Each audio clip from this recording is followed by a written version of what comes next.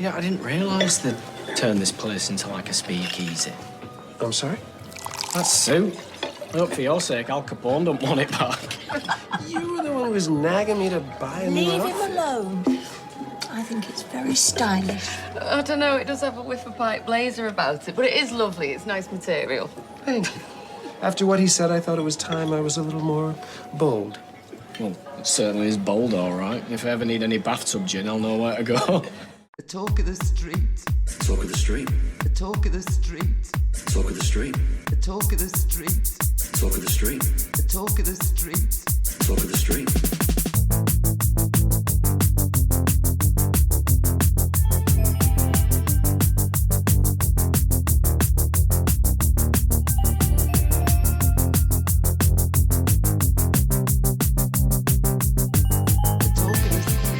Hello and welcome to episode 219 of The Talk of the Street, an unofficial Coronation Street catch-up podcast whose notes were written by Drew just before he died, and he's very proud of the podcast we've become. I'm Gavin. And I'm a band mom now. I think that's probably getting picked up. Listen. Oh God, there's two of them. Yes. That's why she's playing outside. She's playing with wee Gavin. Because she's encouraged wee Gavin to take up the trombone as well. Did I tell the story of when we were in proper lockdown? Like lockdown? Uh-huh. And when we were working from home and I was in here without going back to the office and stuff, and Right. Stella was concerned that her trombone playing, because her room is directly above this office. Yes. She was concerned that it was going to disturb me in my constant Teams meetings. Right. So she took it outside and stood, like, I assume 6 feet beyond that window with her and wee Gavin, who I think plays a trumpet. He plays a trombone now. It was like having a brass band concert right outside my window, which was done so as not to disturb me. She tends to play in the basement now, which Which is where trombones belong. again, it's in the basement, so you can hear it everywhere in the house. Right. It seems to amplify when it's in the basement. Right, yeah. The house amplifies it. Because the basement is basically one room. I mean, it's two rooms, but there's space in between those two rooms that is open. Right.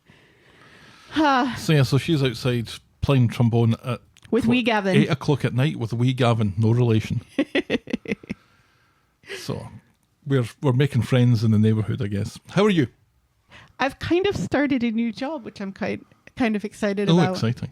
Yeah. I'm getting back into working for an actual auction house again, doing research in art and pottery and vintage toys and all the stuff that I love to get my fingers into. Very good. So that's fun and exciting and interesting. It gets me out of the house a little bit, but also, in a warehouse where there are very few people, so I still don't have to speak to the public All right, or so very that's much kind of anybody at all. Best of both worlds. Then you get out of the house, but you don't have to interact with people. Correct. Excellent. Because we all know how I feel about people. Yeah. Which is why we do podcasts. How are you? I'm all right. I didn't start a new job this week. No. I did, however, nearly finish off Friday the 13th. Yes. I'm up to 10, so I've only got 2 more to go. Exciting. Ooh. I've almost watched all of the limited series that are up for an Emmy this year. I just need to watch Dope Sick. Well, I've started to watch all the movies that have won the Oscar for Best Picture. And I watched the first one from the 1929 Oscars. Wings? The movie Wings, which is a silent movie. Right. It lasts for 2 hours and 20 minutes, which is far longer than I expected any silent movie to last. And it features male nudity, brief female nudity, and a homosexual kiss. All from 1927. Yes, it was before Before the code. Before the code.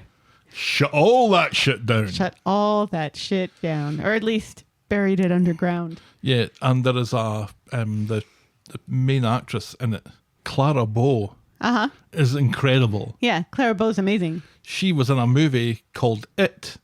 Yes. And she was referred to as the It Girl. She was the girl that was in It. Hence the term It Girl, yeah. But she's incredible. For a silent actor, she's just incredible. Yes. So that is going to replace my Friday the 13th series. And already has. Oh, what about A24? I'm still working my way through that. Okay. I watched... How about, I don't know, interacting with your family? Nah. That's why we do podcasts. That's why we do podcasts. Shall we, Preamble, my dear? Yes, please. Give us some of that so lonely Corrie news.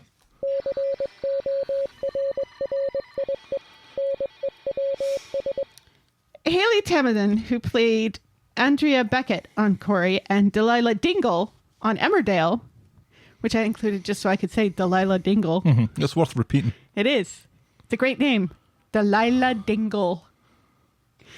Revealed this week that she's been diagnosed with meningitis and spent the weekend in hospital on a drip. We wish her a speedy recovery because that shit is scary. Right. It was viral meningitis as well. She had to get like a spinal tap and everything Oh, dear. to get it diagnosed. And Nasty, nasty stuff. Seriously. The world is a very scary place. This is why I stay away from humans. Yep. Kimberly Hart Simpson, formerly our Nikki on the Cobbles, has landed a new role working with the charity Direct Line, which focuses on loneliness. Oh. And they worked together on a special where people were quizzed on their friends and got dunked in the Thames when they got questions wrong, which that's got to be an environmental hazard. Hasn't it? It does. Although I think that was the cheeriest I've ever heard the word loneliness be delivered. So well done on that. And also by saying Thames instead of Thames. Yeah, it's not called Thames. Right. It's spelled Thames. Mm-hmm. And rivers in America that are named after the Thames are called the Thames. Because I grew up on the Thames River in Don't Connecticut. make people think any less of Americans than they already do. I also once lived in, in an American We're town going to do it anyway. called Versailles. But that's for a different time. And finally, Craig Charles, who played Lloyd Mullaney for over 10 years on Corrie, disappointed fans when stating he wouldn't return after his Radio 2 show ended, because apparently people are like, oh, well, you can get back on Coronation Street now. Mm-hmm. And he said, no, that ship has sailed. That ship has sailed bullshit. He keeps on going back and doing more Red Dwarf. You ruined my joke for the end, but that's fine. Okay. Because there was a Red Dwarf joke coming, but that's fine. I'll do it again. I won't say No. So, all right. It's quite... Because he said that he left Corrie because his brother died. And when his brother died, he said to himself, if I pop my clogs now, would I be proud of my life? Mm-hmm. And he said no. He said that, Coronation Street was too comfortable, which a lot of people say. It's a steady paycheck. It's comfortable. It's not exciting. And he got to hang out with Simon Gregson pretty much every time he was on. Him and Steve in the cab office. Right. Kind of doing the whole Tim role, basically. Right. And we have Tim now. Right. So we don't need Lloyd Mullaney. No. Mullaney. Oh. Another fun word name to say. And that's Corrie News. Oh. I told you it was rubbish this week, and I wasn't wrong. Quiet week. A quiet week. Quiet week. On Lake Wobegon. And it'll be a quieter week next week because we're going to be doing this early next week. Yes. Yes, so exciting. I just realized that next week is the week Right. that we are going to see Echo and the Bunnymen. You may have heard us mention Chris, yes, that one. Yes, that one. Occasionally. Yes. And certainly long-term listeners will probably remember that. Yes, he was one of our first fans. Well, he stood in for you when He did. you were getting operated upon. Yes, when I had my surgery.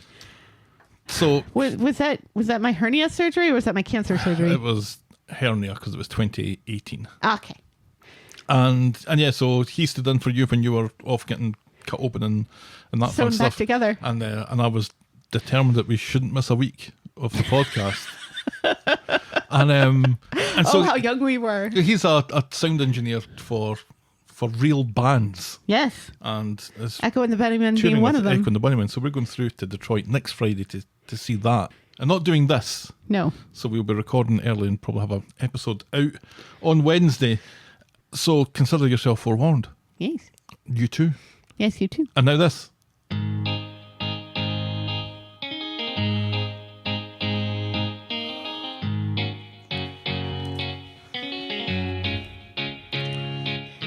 Oh, welcome. missed out. We'll podcast for coffee. It's fine because we don't have any. All right. But if you want to buy us next week's coffee, you can do so by going to ko-fi.com. That's ko-fi.com/the talk of the street. If you think that this podcast is worth more than the 27 pence it took to put on a letter from beyond the grave. We'll need the coffee to stay up late enough to get to the end of the concert. Right. Because we're old. Anyway, I'm John Oliver. And now I'm all completely thrown off. Just enough time to quickly talk about Definitely Maybe. Possibly not. No, I mean, yes, that's right. This was Abby thinking that there was something up with Eli's dad becoming friends with ITV Stefan. Suspicious? Maybe, thought Kev. Definitely maybe, thought Abby. I was Gavin, and you pet a sheep today. I pet a sheep? Yep. I don't remember petting a sheep. We were recording from sunny Connecticut. Oh, one of my mum's sheep then. Was it? Does Mum have sheep? No. No. Oh, I went to the Woodstock Fair. But I didn't go. No, because you hate fairs. So what did I do? I don't know. You slept or goofed off on the internet or hung out with my brother? Probably not. Nope. Didn't do that. I can't remember. I can remember vaguely you going to this fair. Anyway, you pet a sheep. Yes, I did. We drove through a zombie apocalypse to get to Connecticut, especially through New York City. We visited the grave of James, I'm not gay, seriously you guys, Buchanan in Pennsylvania. Yes, we did. We also stopped off at the John Oliver Memorial Sewage Treatment Plant in Yes, Danbury, we Connecticut, did. named after me, John Oliver. Curtis takes another funny turn and becomes frustrated at the random nature of his illness because it doesn't really exist. But we didn't know that at the time. No. Except we did kind of know that at the time. We Tyrone did. and Fizz have to listen to some home truths as Hope has her first therapy session. The Undertaker and Todd argue about the proper way to dispose of Pat Phelan's ashes and inadvertently get Eileen involved. With the trial upon her, Nina desperately tries to remember more about the events surrounding the attack. Simon really needs to pipe down. Sabine is sorry, not sorry. And we're done with Tommy O. Our moment of the week was Nina's entrance in court. She was all dressed up in her... with a veil. Yeah, with the black veil. And our boring moment of the week was Alina checking to see if Tyrone had answered her texts. Which does sound boring. And that was Coronation Street and the talk of the street, this time last year. Shall we dive in, my dear? Yes, please. Our first storyline this morning is the Art of Zombie Correspondence. This evening. What did I say? This morning. It's not this morning. On Monday, it's Summer's 18th, and her 3 gay dads give her a heart attack by jumping out in the flat to surprise her, and with the promise of a slap-up lunch at Speed Dial later, which is probably where they all had dinner last night. At Speed Dial, Summer is scrimping on her meal as a birthday banana cake is brought out, and then Billy has a very special gift from her.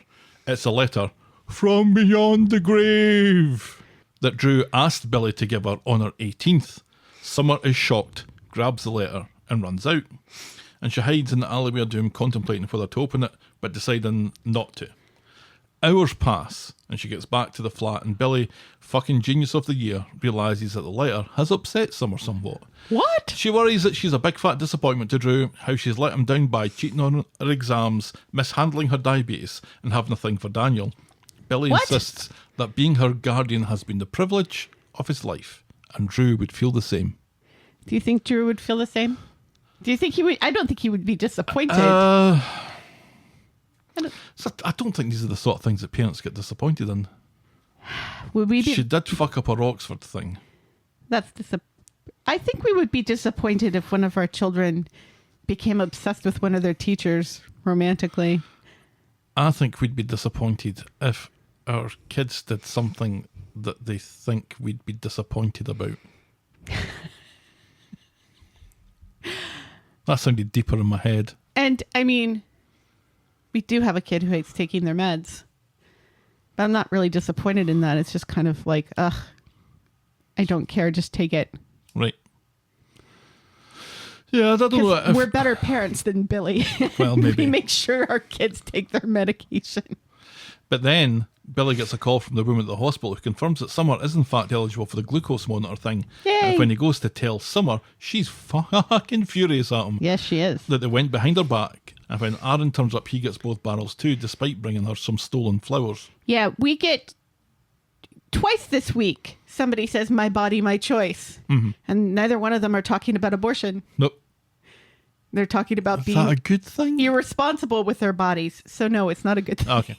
She storms out and he chases after her, reminding her that he never said he would lie for her and accuses her of using her insulin to control her weight. Summer's heard enough and tells him to fuck off, and they split up for maybe the 4th or 5th time. Who's counting anymore? And Nina's roles, Nina, Amy and Asha present Summer with another cake. I think this one's a carrot one, or is it another banana one? No, it was a vegan carrot cake. Vegan she carrot gets 2 very lovely cakes this week and doesn't eat a single fucking slice. And that makes me so angry as a fellow diabetic. Summer is in no mood to celebrate with her friends, gets up and leaves, and now they're just left like assholes with this cake. Right. And a big, massive pile of birthday presents on the table behind them. Oh, really? Did you see I that? didn't Like see all that. the pink bags and stuff? It's like, I just assumed that Sean had left his shopping. who would be friends with Summer? Honestly. Uh-huh. Why? Why would they still be... And remember, they weren't. Right, yeah. And then they forgave her, and now I bet they all feel very, very silly. Sheepish, I would say. Back at the flat and on her own, she finally has the courage to open the letter and read it. Then she meets up with Aaron to apologise and shows him the letter, which he reads. Dear Summer, I'm proud of you. From Dad. Short and to the point. Aaron gives her a hug. Was that all? I thought there was more to it than that. I think I've got the gist. Because there was something in there that made her realize that she needed to take care of herself, and it was more than just, I'm proud of you. She promises not to mess with her insulin again, thanks to her letter from beyond the grave. Later, Billy gets home and apologises for being thick as shite in the neck of a bottle. She lets him off the hook and decides to go for the glucose monitor thing after all. She lets him read the letter and hopes that her dad will be proud of her and that Billy will be too. We already are, says Billy, moved to tears by the eloquence of Drew's letter. Oh, That's there you as go. far as we get with that this week. Yes, all 3 of her living dads are as equally proud of her as her dead dad. Now, I think we've mocked this storyline on and off recently. Yeah. There I think it was good this time. Some lovely scenes in it, though. The scenes between Billy and Summer, particularly, Yes, they were very nice. were lovely and very, very moving. Yes. I kind of felt like there was a shift in Summer on the occasion of her 18th birthday, where she seemed to be suddenly a bit more adult in the way that she was talking to Billy and the way that she was describing her feelings to Billy. And it felt like they were having more of an adult relationship with each other rather than she's a kid and he's a guardian. Right. And I don't know if that was deliberate or not, or if, I don't know, maybe Harriet just had a sore throat or something, but it sounded like there was a little change in the way that she was talking and the way that she was Let's all sitting and remember stuff. that she is actually an adult Yes, playing a child. Absolutely. In her mid-20s, I believe. Yes. Yeah, it feels like we've drawn a line under this a little bit, doesn't it? I mean, I know we've had this couch talk before, and before we were like, oh, thank God, okay, Billy's going to be a more responsible parent now and actually pay attention to Summer. Right, but now he doesn't need to be because the letter from Beyond the Graves solved it. Well, no, it's made her realize, but also she's going to have a glucose monitor, so that will help. Right. So, and she can't really toy with that too much. No, and now all she has to deal with is her boyfriend getting abused by his dad. Right. So we're just Are they back chalking together? these off one by one. Or yeah, I did she think just so. apologize to him and... Well, she and never him actually broke up with him this decide- time. She told him to go away, and he did. And then somehow they met up again. And Right. Well, they have these magical things called smartphones now, where you can call or text someone or FaceTime them even. yeah, normally the show doesn't allow the audience to think too much about that sort of thing, and No. and doesn't require any filling it in, but there was some filling not in like required. that. No filling in required like that. not this or week. any other way. We also didn't really get any closure on whether they got their hole at the hotels the previous week. I'm guessing not. It didn't seem like it. Billy seemed to be asking it and then realised what he was asking and Yeah. and then backed backed all the way off that. that thing. Yes. Much like Aaron. Yes. Wow, wow, wow. Wow. Wow. Yeah, this Yeah. even the My Three Dads thing was better this week, I thought. Because they openly acknowledged it, which was nice. And it is good that she has them. It would be nice And maybe eventually, as she continues to work there, Carla will be this for her. But it would be nice if she had a woman she could speak to every once in a while about some of these things. Right. You know, the way Asha has Mary. Yeah. You know, not that she needs a mother, but there are times, especially when she's thinking about becoming sexually active, that you kind of wish that she had an older woman to speak to on some of these things. Carla wants to hear any of that shit. Well, no, but Carla has a soft side. And Carla's really the only woman that she interacts with, really. Oh, God help her then, because Very much. I don't think they have a very strong relationship at all. Well, no. Don't have much of a relationship. With anybody. No. Of our pals. Right. But even that's tenuous, because they've only just forgiven her for the way she treated Aadi. She should be latching on to one of our pals' mums now. That can't be Asha, and it isn't going to be Amy. And Nina also does not have a mother. There are not enough mothers on this show. No. This is the problem. Right. All of those girls, except for Amy, have no mother. Summer and would Amy be has going Tracy. Right. Summer would be going to Tracy with her problems, and Tracy don't give no shits about any of that stuff. No. And, yeah. Oh, well. Anyway. Moving on to our next storyline tonight is Bernie's evil twin. On Monday at the Quad House, Bernie is keen to drag Chesney back to the shop that she was at last week to speak to the assistant to prove her innocence, but it's a bank holiday and Ches, Jim and the kids are fucking off to the beach. Was it really a bank holiday? Yeah, it was August bank holiday, the last Monday in August. Oh. We have Labor Day this weekend. Yeah. Yeah. The first Monday in September. Yes. Essentially the same thing. Right. Only we don't call them bank holidays. We call them federal holidays. And the banks Sometimes. are closed, so they're essentially bank holidays. I'm glad we got that sorted out. Later in Nina's Rolls, Paul is looking for Summer in another storyline, but doesn't miss the opportunity to accuse Bernie of stealing that honking blazer from last week. I am neither a thief nor a prostitute, shouts Bernie. And she's at the kebab house when she sees her evil twin get off the bus and head to her house. Bernie gives chase and discovers that evil twin is returning the school uniform. It was just an honest mistake. Evil twin apologises for going off the deep end last week and has a proposal to make to Bernie, taking advantage of their looky-likiness. I'm not shagging your husband, insists Bernie, but evil twin wants something more from Bernie, and that is to pretend to be her and sit through a speed awareness education class for her while she goes to the races. Which is a lot more boring than sleeping with her husband. Bernie knocks it back. A much better storyline. Bernie knocks it back, even though it's 200 quid for a couple of hours' work. Right. She's like, my family already think I'm a criminal.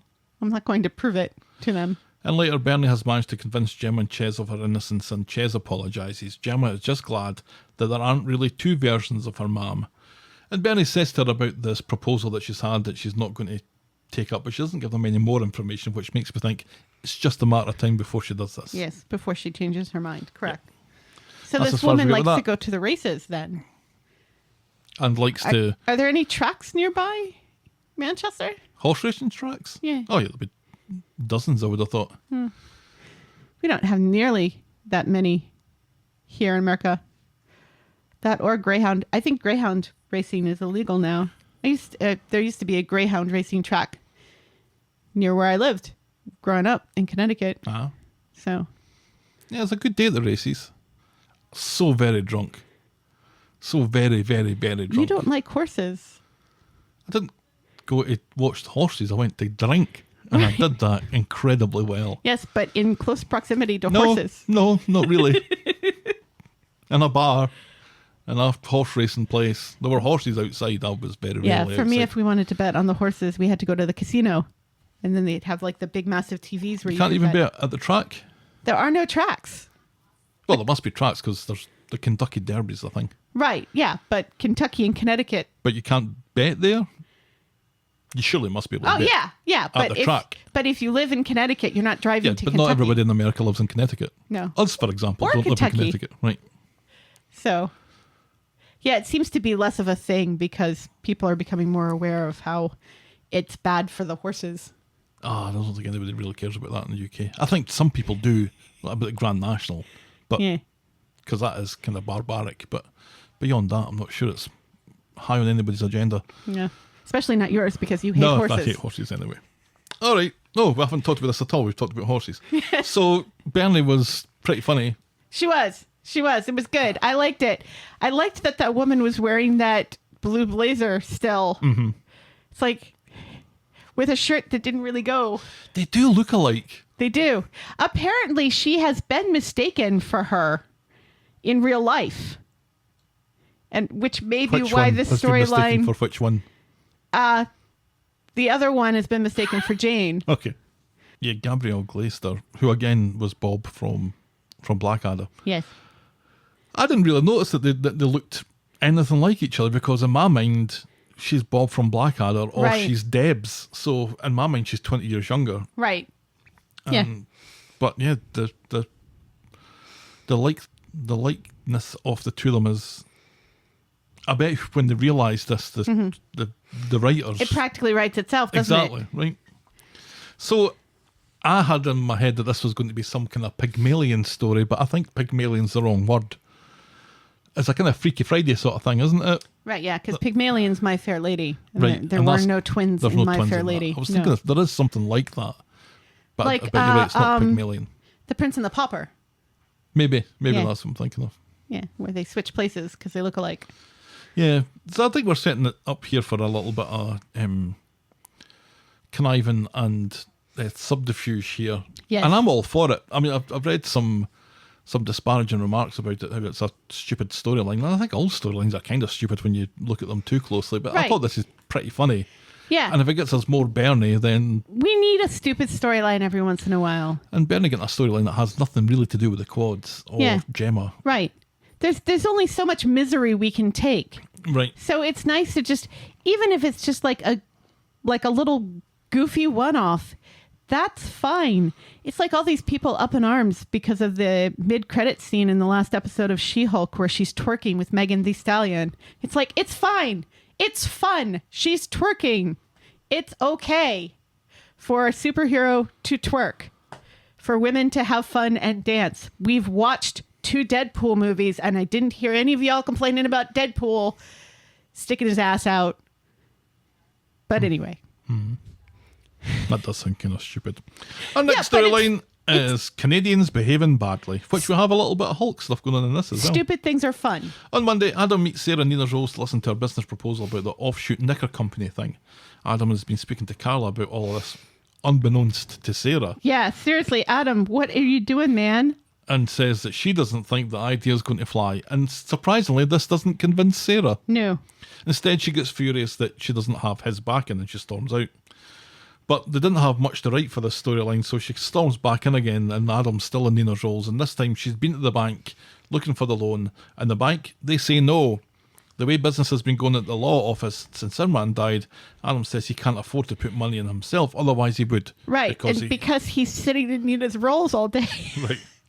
And plus, he said the wrong thing earlier, so now he's doubly sure to say the right thing now. Later, in the Rovers, Sarah explains all this to Stephen, and he says business isn't for the faint of heart and needs people willing to take a risk, so she promises to do just that. On Wednesday, it's Audrey's big day, and everyone is super excited about the opening of the salon, although Woo-hoo. David does point out that Stephen's nickname should be One Suit, because it's about to crawl away on its own, and right enough, he's been wearing that suit for quite some time. Yes. He had the kind of tan jacket that he wore when he came back, and he wore that Right. for the longest time. And when he's not wearing that, he's wearing this suit. So it seems like he has 2 changes of clothes. Yeah. That's going to get smelly, And yeah. This is, especially with the amount of whiskey that he drinks. yeah, that's like a sure sign, isn't it? That somebody is not who they seem.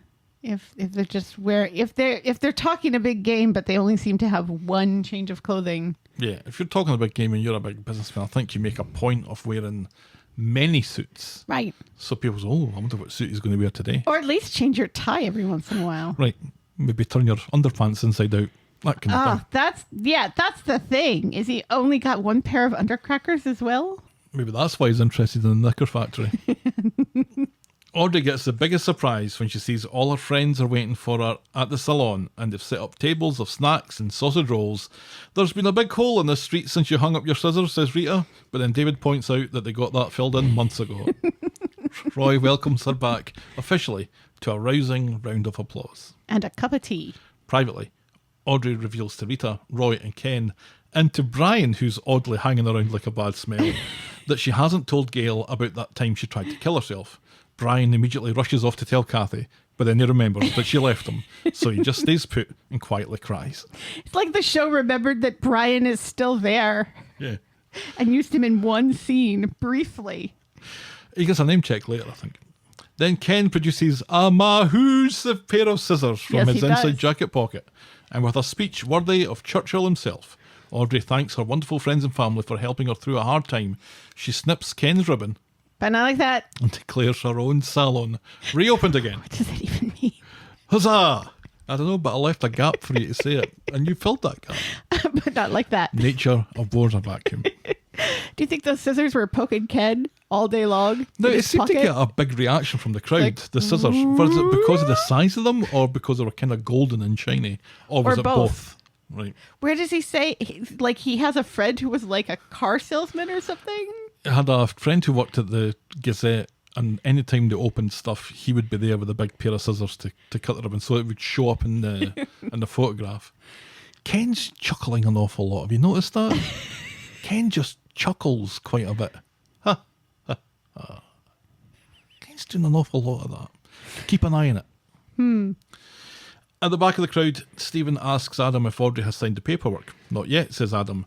You should chase her up, says Stephen. Chase her up yourself, you lazy shitbag, says Adam, and he Yes. wanders away, muttering something uncharitable under his breath about lazy fucking Canadians. Right. Eh? Hey. Yeah. So Stephen finds Audrey in the salon and carefully brings up the subject to the trust paperwork, blaming Adam for being a bit anxious about it, which certainly wasn't the case. No. Audrey reveals that now she has this new lease of life. She has no intention whatsoever of signing any of his stupid paperwork. Yay. As far as she's concerned, you can shove it up his arse. Right up his arse. arse. Back at number 8, Audrey's a bit flustered from her conversation with Stephen, and she goes to speak to Gail and admits to Gail that she's been guilty of not counting her blessings recently, and that a few weeks ago she tried to kill herself. Gail is stunned, thinking she's been walking around with her eyes shut and missing the signs. Audrey blames Gail's fringe. The rest of the family comes in, and she explains to them all that she had reached a point where she had thought that she was a nuisance to everyone, that there was no point to her life. But they've all been so kind to her recently, she's realised that she was just depressed and nothing could be further from her mind now. Sarah and even David are lovely and understanding. Sarah even says that when we come to see you, we are genuinely here to see you, not Right. through no sense of duty or anything like that. Right. But that's not it. She's decided to live whatever life she has left to the fullest. So there'll be no trust fund anymore. She's going to write a bog standard will, and everyone will get a fair share, except you, Stephen, because you don't need it. Right. Stephen announces that he's vibrating, and he quickly leaves. And David blames some Scotch eggs Right. for those vibrations. So Stephen goes to the back of the knicker factory and kicks fuck out with some bins, throws some pipes, screams to the heavens, and then paps his pants a wee bit. Pipes that bounce. Well, pipes do bounce. Empty plastic pipes, I guess. That took me by surprise, that scene. Really?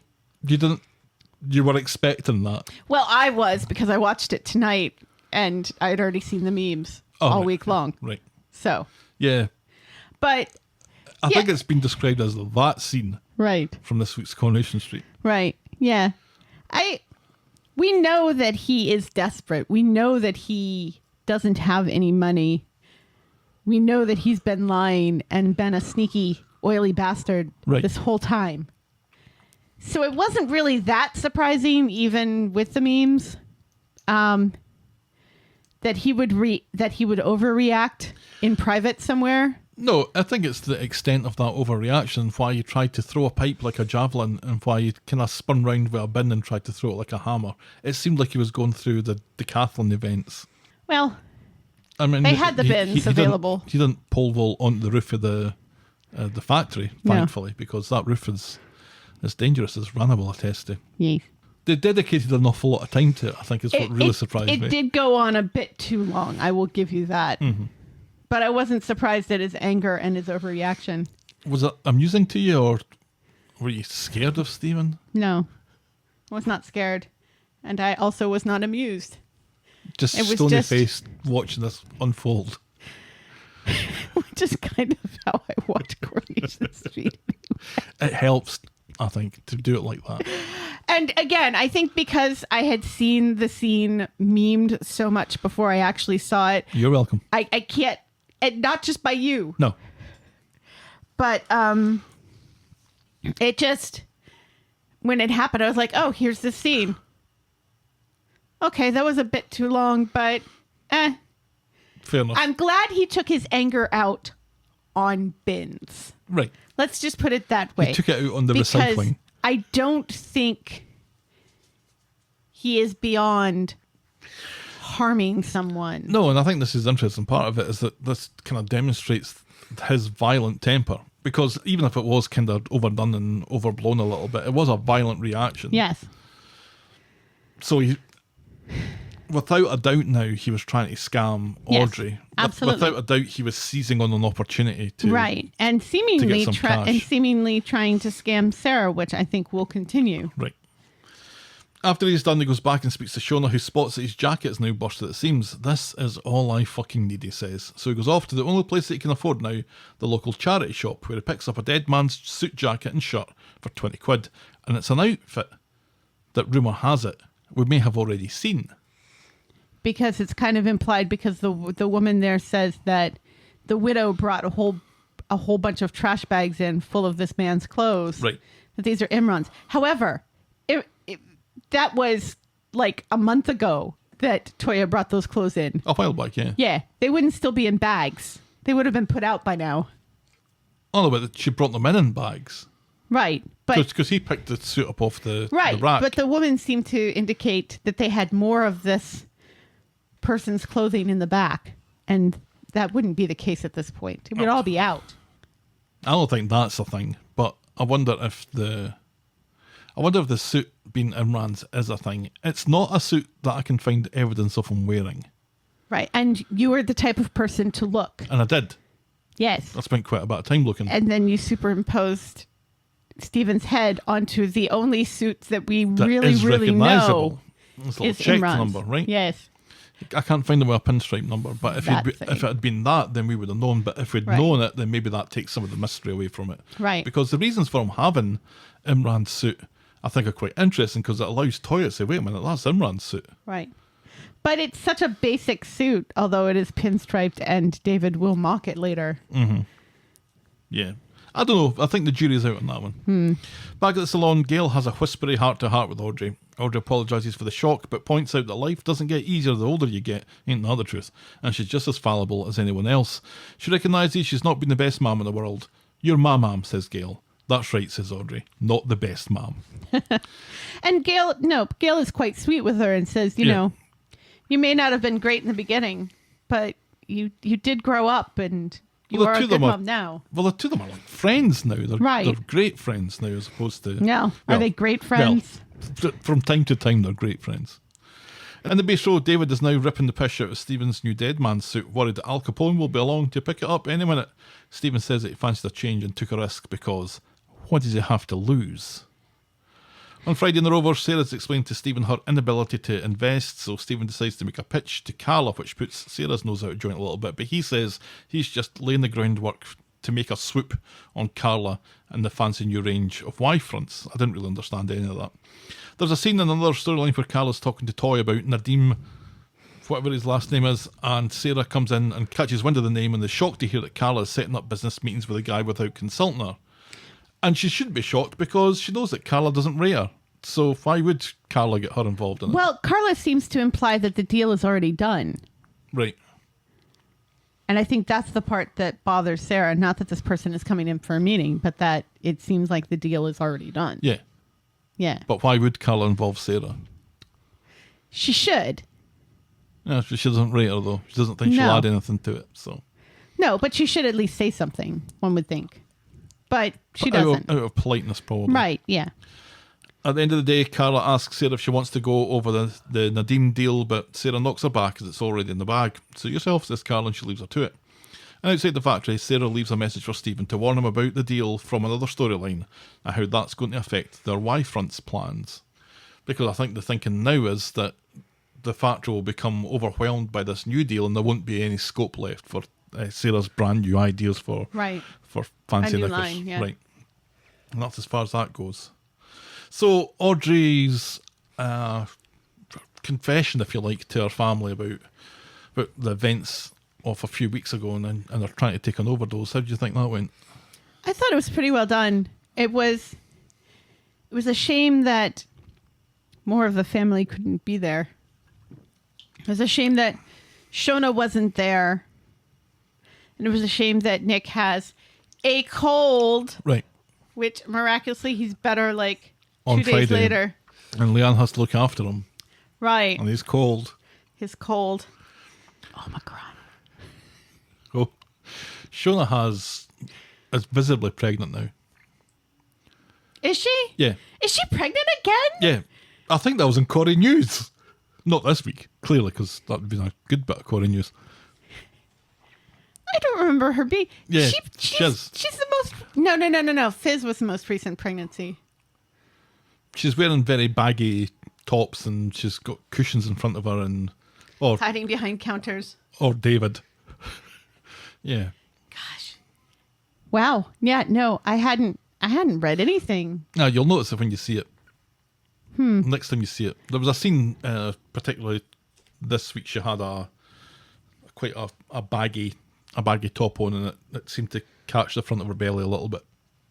I don't know when she's due, but she can't have that far to go. Huh.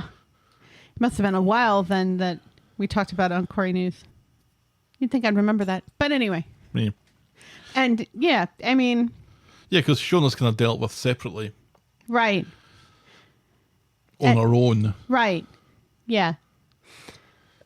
And I don't know. I thought they did a lovely job of it. Yeah. And they And I probably liked- couldn't, could only have a certain amount of people in the room, although that seems to be. It was quite a packed Yeah. room at the The time. rooms seem to become more and more packed. And we're starting to, once again, have these really nice scenes. I really like the scenes that kind of overlap from one storyline to another. They're the bane of my life. I love them. Mm-hmm.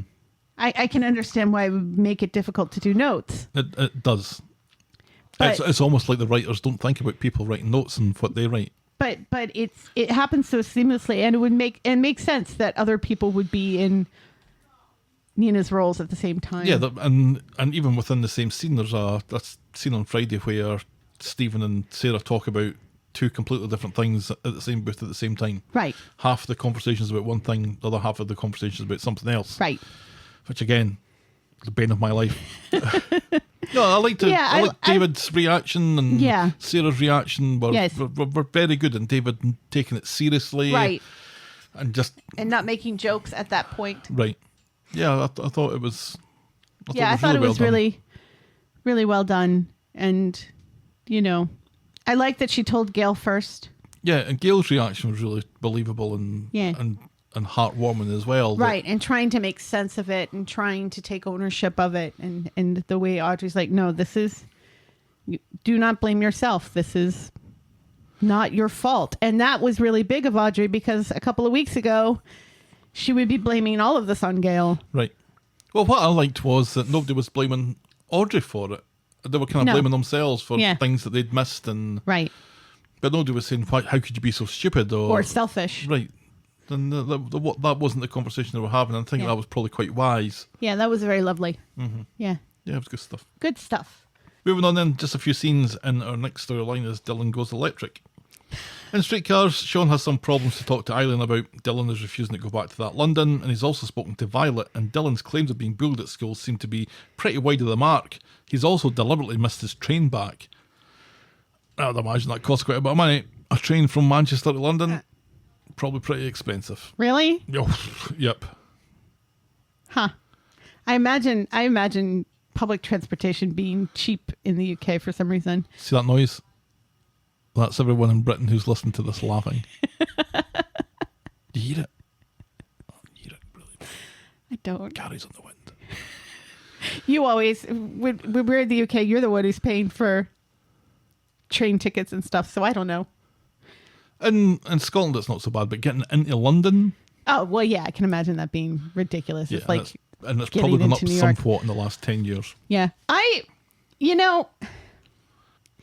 Sean takes an awful lot of what Violet says at face value. But if she hasn't been around much, and if Dylan hasn't been speaking to her about these things, I wouldn't use what Violet has heard from Dylan as proof that Dylan has not been bullied. Because we have kids, and sometimes they tell you stuff and they don't tell me. And sometimes they tell me stuff and they don't tell you. Most of the time, nobody tells me anything. But there have been times that you tell me something and you assume that I know it already. And I'm like, what? From this, though, this is 4 scenes basically to get Dylan on the show permanently. Right. Yes. So they'll make up any old shite. Right.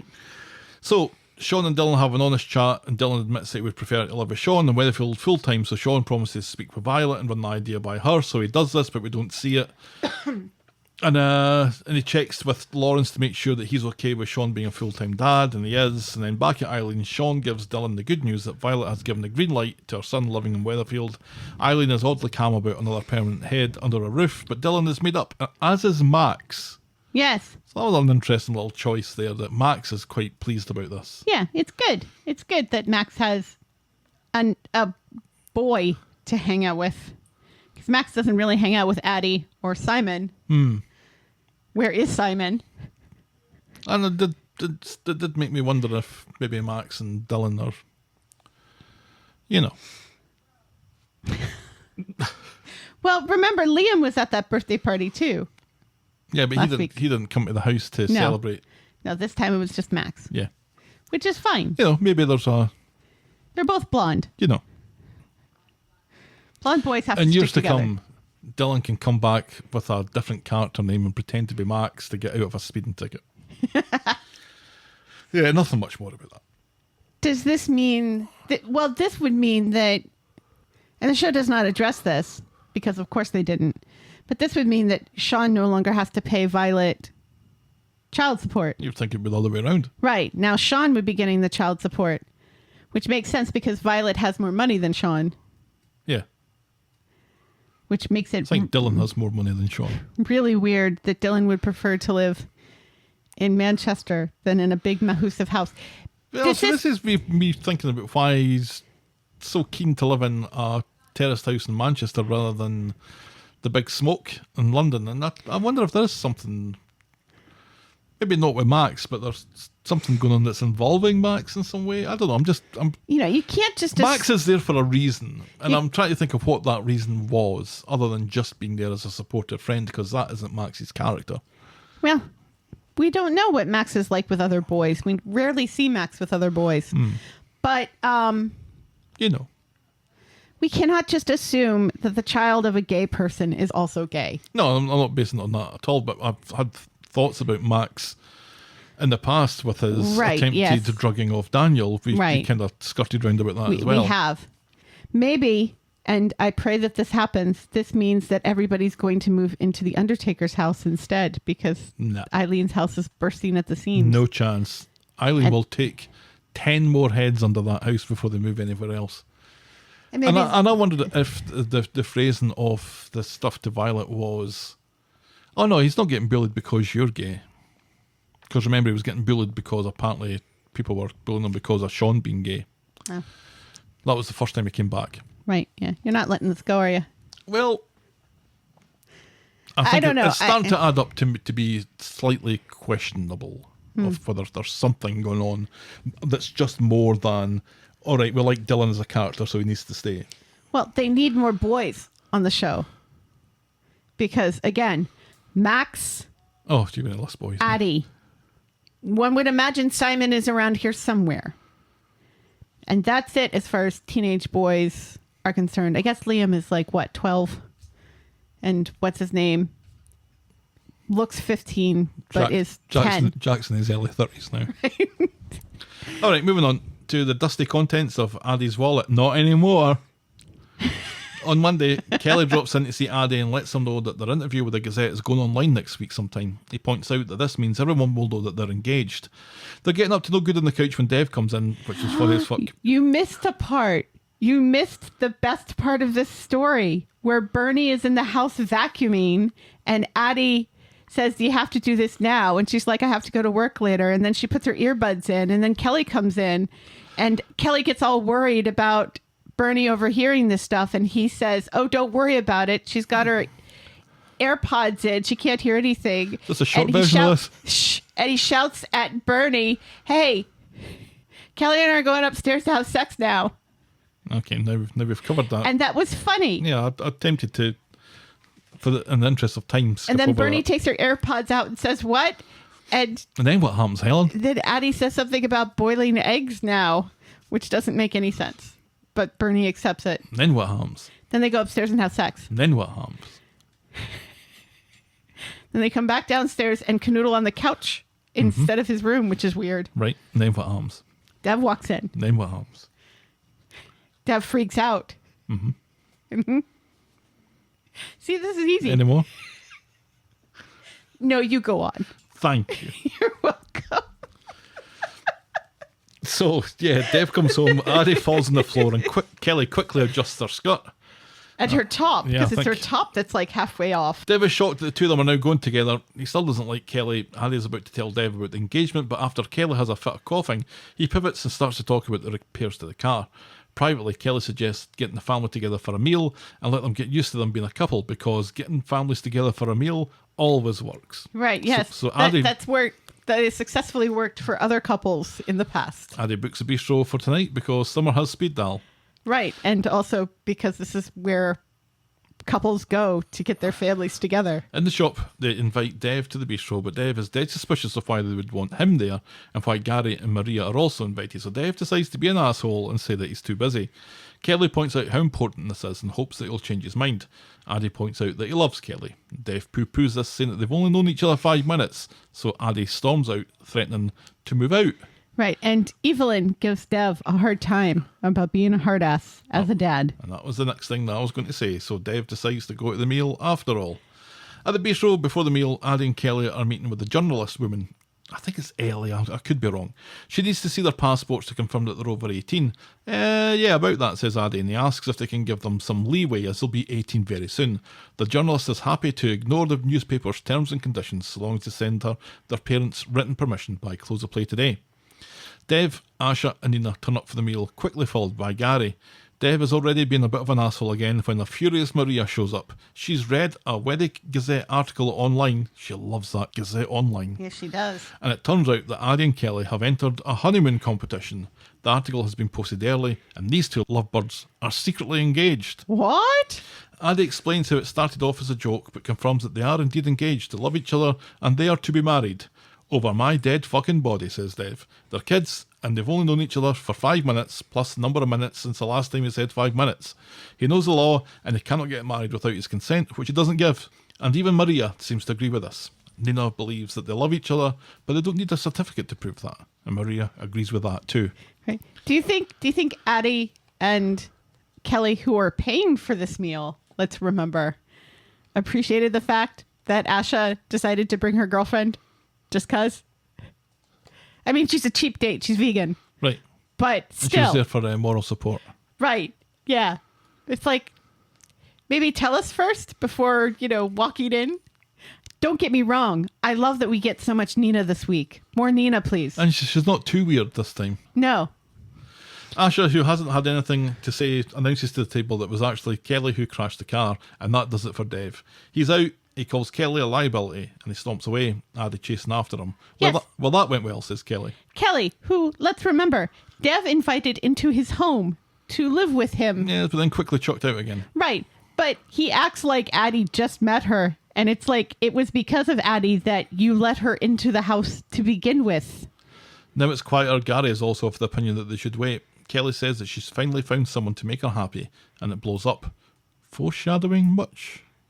She worries what Aadi is putting up with from Dev at home. Gary says he'll go round and have a word with the D-man.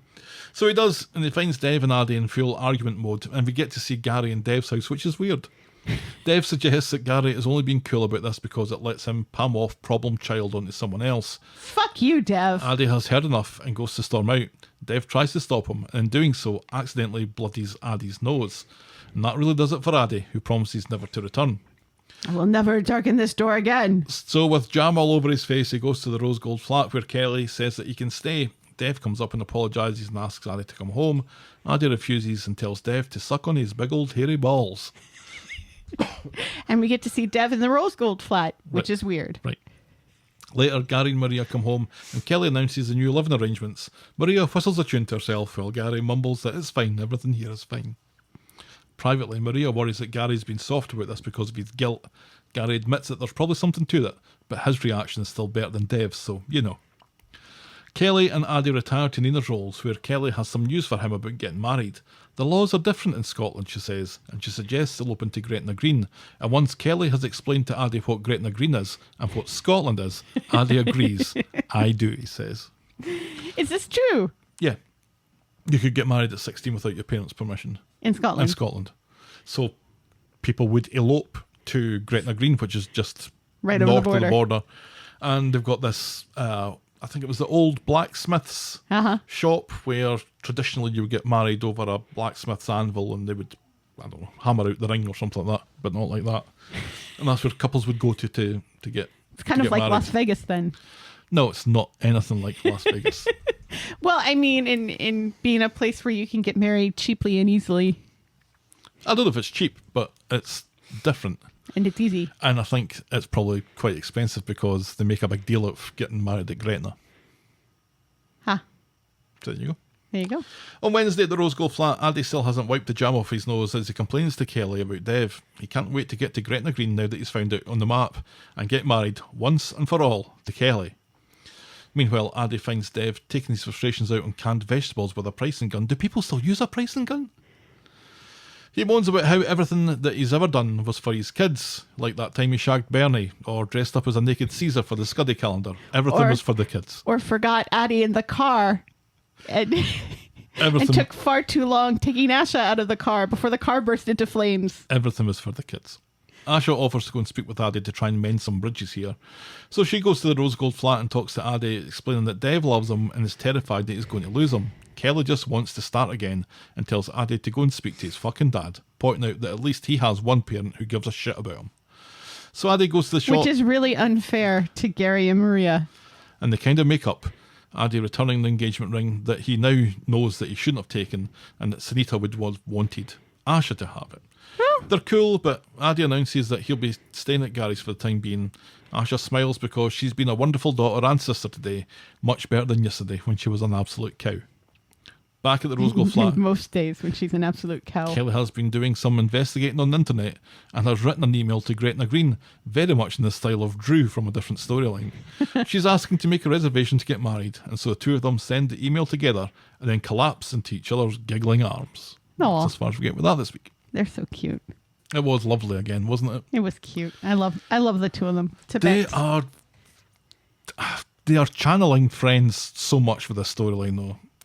Kelly's reaction to, she's like, well, maybe I should go, and Aadi says, no, just you wait. And so, okay then. And that's totally Jennifer Aniston. That's a scene from Friends, I'm sure.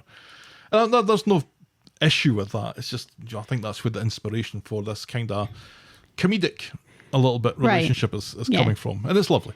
Yeah.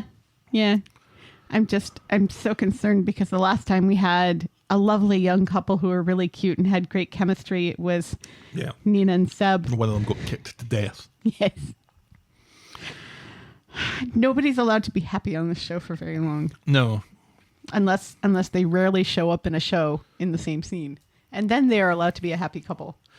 Decisions have been made round about this that nobody's about to go back on. But if the concern was that when people are happy and together, if American sitcoms have taught us nothing else, then once people are together and happy, that's kind of where everything kind of grinds to a halt a little bit. Like, Friends was never the same after Chandler and Monica got together, arguably. Well, that was towards the end of the show anyway. Frasier the same with Niles and Daphne. You know, there are examples where, what do you call it, Big Bang Theory been another one.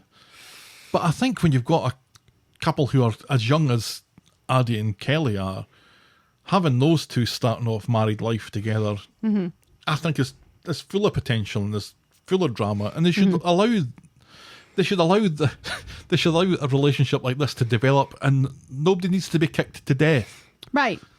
And again, just because you're happily married doesn't necessarily mean that there's no drama. I think this is like an issue with all of this, the implication that it's boring because... Oh, well, somebody has to have an affair then. Somebody has to be unfaithful then. There are lots of sitcoms with happily married moms and dads. And yes, typically the dad is goofy or lazy or something, or their mom is irritating. Or Homer Simpson. Well, goofy and lazy. Right. Or it's like Everybody Loves Raymond and it's the mother-in-law that's the problem. Because mother-in-laws, am I right? No, the mother-in-law's not the problem in Everybody Loves Raymond. Everybody's the problem in Everybody Loves Raymond. They're all awful people. Well, that's true. Robert. No. Just don't try it. Every time you try Robert. do Robert instead. I can't do Robert. Raymond. That's so much better than your Ray Romano. Yeah. Yeah, nothing's as good as my Mick Jagger at the moment. Oh, debatable. So but, yeah, I'm really enjoying this storyline. I'm dreading it. Mm-hmm. It's funny because when things are nice, you dread them. You're like, oh God, when is the other shoe going to drop? Exactly. I remember I watched this movie with Adam Driver in it earlier this year called Patterson.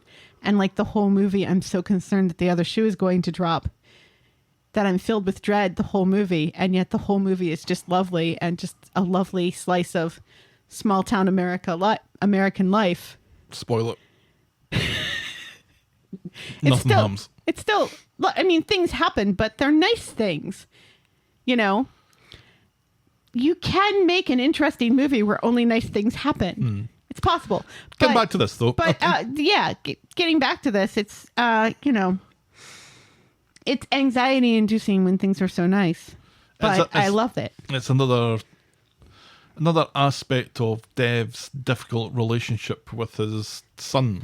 Right, because Aadi does mention that, when Asha and Nina got together, how supportive Dev was of that relationship and how, he had no problem with Nina staying over sort of thing. Mm-hmm. Forgetting, of course, that Dev had a big Mahusive problem, and rightly so, with Corrie. But still, it's like... Not at the start, he didn't. He saw that as being a business opportunity. Right, yeah, he wanted to golf with the kid. Mm-hmm. So Aadi has a point. Yeah. And it is still kind of sad. And the whole ring thing, saying, oh, Mom would have wanted Asha to have this. I would think that your mom would want you to have it because you're the one who's going to be proposing to someone. Although, if Asha continues to only date women, then maybe she would be the one proposing at some point. It more just felt like a nice thing for Aadi to concede. He'd taken the ring without asking anybody. Right. He'd given it to somebody without saying that that's what he was intending to do. It was a nice gesture to give it back. I guess so, but still, it felt even more of him separating from his family and being less than Asha. This whole Gretna thing, though, reminds me of EastEnders, and reminds me of EastEnders from maybe the 90s when Ricky Butcher and Sam ran away to Gretna Green. Yeah. It makes me wonder if this is going to happen, if this is part of the whole Kelly leaving storyline is going to be Scotland's fault, which part of me is okay with that. Yeah. I guess we'll see. We will see. But it looks like it's going on at a breakneck pace here. I wouldn't be surprised if we ignore the fact that bans have to be posted and people have to have the a thing? chance to protest against it and stuff. Yeah, I think so. Even if you're running away to Scotland? I think particularly if you're running away to Scotland. I don't know. The bans have to be posted in the hometown of the people or in Scotland where they're getting married? Where it's going to be, in the jurisdiction of the the location where it's going to happen. So nobody would protest No, if they're not it'd there. still have to be posted though, and that still has to be there for, I think, a month. I could be wrong. I'm not speaking here with any authority. Having done it before. Right. I'm speaking with no authority to this. It's much less complicated here in the States to get married. Yeah, we decided on a Monday and go. Well, yeah, we decided to move it up. Right. We still had to file paperwork. I'm so glad that, you don't have to get a blood test anymore, because that was always weird. Moving on then. Moving on. Our next story is concerns about the factory's security. On Wednesday, Toyah bumps into Peter and the two of them have a lovely chat and they arrange to meet in Nina Rose later for lunch. She leaves and Carla comes along, cock a hoop, to announce that she's managed to secure a meeting with Nadim Atella, one of the biggest online retailers who might take Carla's knickers. And I like that. Peter is very impressed.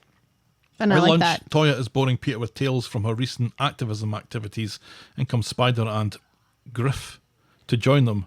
Griff immediately going full-on maniac protester.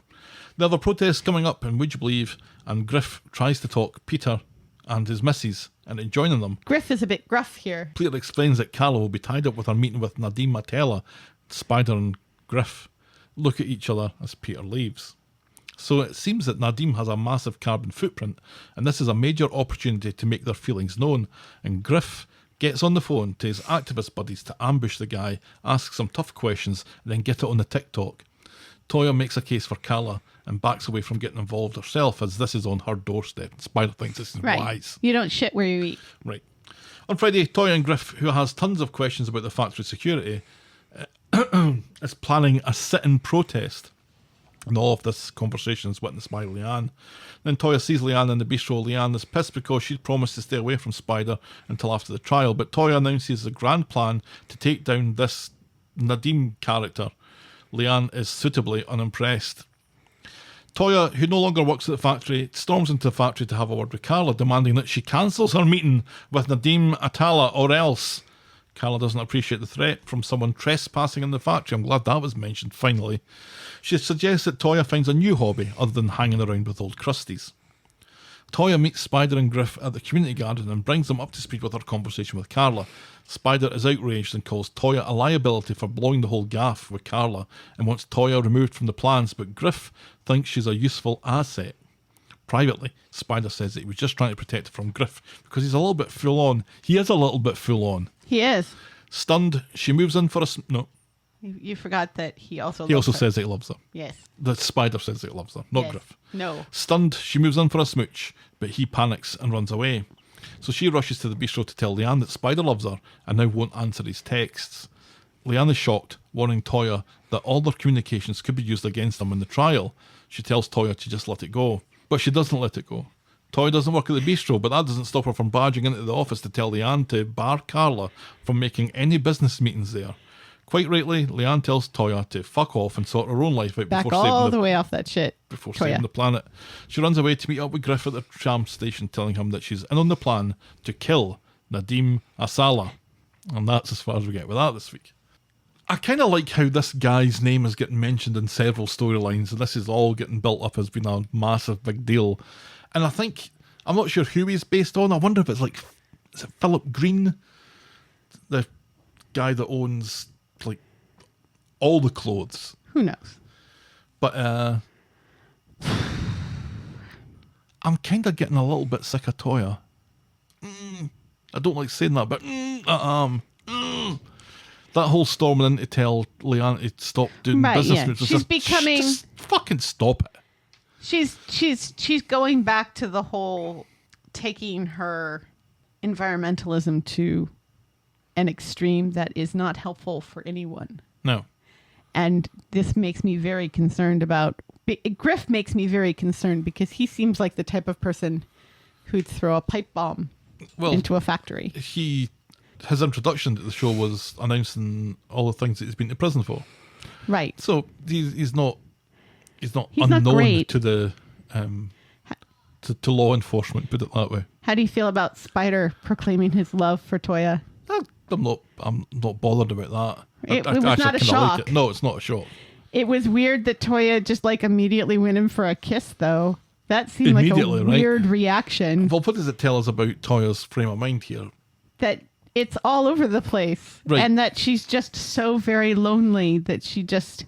She's clutching onto this Right. this activism thing. She's clutching onto the first sign of potential affection from Spider. Right. I think it's all in keeping with the fact that she's falling to pieces. She is. She is falling to pieces. She's back to... It's interesting that she had that whole sit down with Peter because she's back to that Toyah. She's back to the Toyah who's so desperate for anything Right. that she will do immoral things, unethical things. Yeah, she's just... You're right, she has a hole in her life that she's trying to fill with anything that seems like it's possibly a thing. And, Right. And none of it is healthy for her. No. And I was going to say that nobody's really helping her. I don't know if anyone's especially trying to help her or trying to help her with the words that she is going to respond positively to, because Leanna's just nagging her. Leanna's trying to help her, but Leanna's trying to help her by yelling at her constantly and criticizing her, Right. which she's already getting from everybody else on the street. Yeah. You know, this trial can't happen soon enough. Yeah, it's been a while. I don't know if you have any idea of when it is going to happen. Right. And you'd think that we would have some form of proof one way or the other about what actually happened. Are we going to have to wait until the trial for that? We'll wait till the trial for that. Is it going to be another thing like with Nina where, you know, the truth is revealed in kind of a back... Yeah, and if that has any bearing on what happens here, it's like it takes a few goes at the trial before you find out. Because remember, we had a couple of trials, and well, there was the threat of a second trial that we Meh. gladly missed, but there was Yes. the whole run up to that was just Correct. kind of going on and on and on. So yeah, I mean, I don't think that this Griff character is up to anything good. I have heard rumour or speculation more than rumour that Spider here is a cop out to catch Griff. Interesting. And I would go for that. Interesting that he's like undercover Like a stool pigeon. or an undercover cop, which is better than a stool pigeon. Or a stool pigeon, see? Are you back to Steven's new suit? No, that was an attempt at Raymond. No, that would work because he's been having all these weird clandestine Right, conversations, yeah, but and we he's thought very it was careful not to give us Too any much. idea of who he's speaking to. We And don't we know if it's a man or a woman. We don't Right. know anything about them. And we thought that maybe it might be a secret family, but it kind of feels like if he had a secret family, he wouldn't blurt out, "I love you" to Toyah, necessarily. Unless he's lying and this is just a way to distract Toyah and keep her That's away what I from the think. other thing, which is why he backed off from the kiss. That's his last resort, is to say that he loves her, just to distract her enough to get her away from this. He this, seemed this kind character. of genuine, though. I think he is. I think he does love her. Right, He's maybe not in love with her, but he does love her. right, I think he's always loved her, right. Yeah, kind of apart the from way, the times that he hasn't. kind of the way that Peter will always love her and you know, be Apart from the supportive. times that he doesn't. Yeah, Right, yeah. but he's very cautious round about this Griff. He knows what Griff is, and it seems that he has something. He certainly has something under his sleeve. This would be a decent explanation to that, I think. It would be an interesting one. Yeah, and it would be an explanation that isn't secret wife. And at this point in the game, I'll take that. Moving on very swiftly to our next story is Postman Sam. So we're going for Postman Pat and Fireman Sam and got Postman Sam. That's me explaining that. Yeah, I don't think anybody needs you to explain that. On Friday, Remember when Stelly and I watched the Postman Pat movie? nope, it's Sam's first day at school. Tyrone offers him a lift, but he wants to take the bus, so Nick and Leanne abandon him on the street. To walk to the bus Sam is station. about to mail something when Hope announces that she'll get the bus too, and Sam's like, damn it. So Tyrone gives Hope and Sam a ride home from school. Hope invites Sam for tea, but he needs to get back to the to see Nick, who has been sending thousands of texts during Right, the day yeah. to make sure that he's okay. Nick reminds me of someone. Right. He heads down the street and checking to make sure that the coast is clear, drops something into the post box, but Hope has smelt a rat like a fart in a spacesuit and doubles back and sees him do it. A rat recognizes a rat. In the bistro, Sam is chatting to Hope on their walkie-talkies. She wants a skinny on whatever he posted, or she'll tell Nick.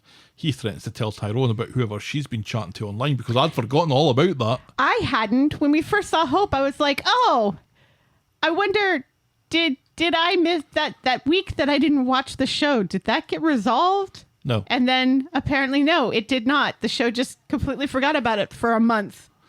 Mutual destruction assured. They part on hostile but quiet terms with each other. That's as far as we get with that. Interesting that is still going on. And you would think, because we've had lots of Hope in between with the whole Fizz and Phil. Phil, Yeah. you'd think that they would have, dusted that in every once in a while before now, but they haven't. Who do you think it is Who do I think what is? talking to Hope online? Oh, I've no idea. Do you think it's Jed? No, I hope not. I was more interested in Jed. who Sam's writing this letter to. Right, yeah, because Hope seemed at first seems to think that this is a letter he's written to the school because he thinks the school needs more trees. Yeah. He had Sam. the startings of it was nice to see him again. Yes. He had the startings of a relationship with a female chess player. That Right. again was kind of forgotten about. So Yeah. I don't know if he'd write a letter to her. Right. And he if it did- was a letter that was like chess moves, if he was playing a game by mail, I don't know if he'd be cagey about it. Right, and also it's 2022, so if he's playing a long distance chess game, one would imagine he would do it by email. Oh, I can see him doing it by letter just for the romance of it. I think you give Sam far too much Sam? credit. Sam. He's a modern kid. He knows that email. Yeah, but I think he would appreciate he's much like Roy, I think, in that regard. He would appreciate the romance of receiving a letter. I don't and I don't think say he would have romance the with a patience. capital R, but I don't think he would have the patience to wait. I think he definitely would. Because didn't he, with that wee girl, didn't they do walkie-talkies for a little while as well, No, where they it were was always doing Hope. chess? No, it's just Hope. Or like on the phone? No, the interesting thing about the girl with the chess was that the dad was always parked outside for some reason. I remember that. Yeah. Penultimate storyline is Wendy, Flamin, Papadopoulos, Nick Crozier. On Friday, Abby meets Wendy and Nina's Rolls. She's in a bad mood because she saw Rita, so that explains that. When Ken comes in, she's very surly to him and knocks him back when he suggests that they meet up for a musical later. Going to a musical, not performing a musical. Right, yeah, Mary hasn't gotten to them yet. Abby wants to talk about this interaction, but Wendy poo-poos it. She thought that they were getting on, but Wendy says they're no longer enemies, and that's all it is, and she tells Abby to back all the way off. She goes to pay, but discovers that she's left her card at home, so Ken, who's come in to read the paper, he white knights her and pays the bill for her. Annoyed, Wendy announces that she'll pay him back. I have done that. I've taken my card out to buy something online. You surprised me. And then forgotten to put it back in, and then driven somewhere and attempted to buy something, and my card is not there. So annoying. Yeah. I will not shame you by listing some of the places that I've found your card. Yeah, but some of those times are... Down the sink. are In the Rovers, Mary is trying to sign up the locals for her latest AdDram performance. Ed remembers that he forgot to wipe his arse earlier, so he has to rush home and get away from her. Evelyn's nose is out of joint, and she knocks her back too. I don't know why her nose is out of joint, Evelyn's nose, but it is. well, because she's Evelyn. All right. Wendy goes to see Ken to repay him. She's worried about what people will think and is worried that she'll cause hurt. Ken thinks no one will give a shit and asks her for a drink at the Rovers that she can pay for. And then he giggles that strange wee chuckle that he's got.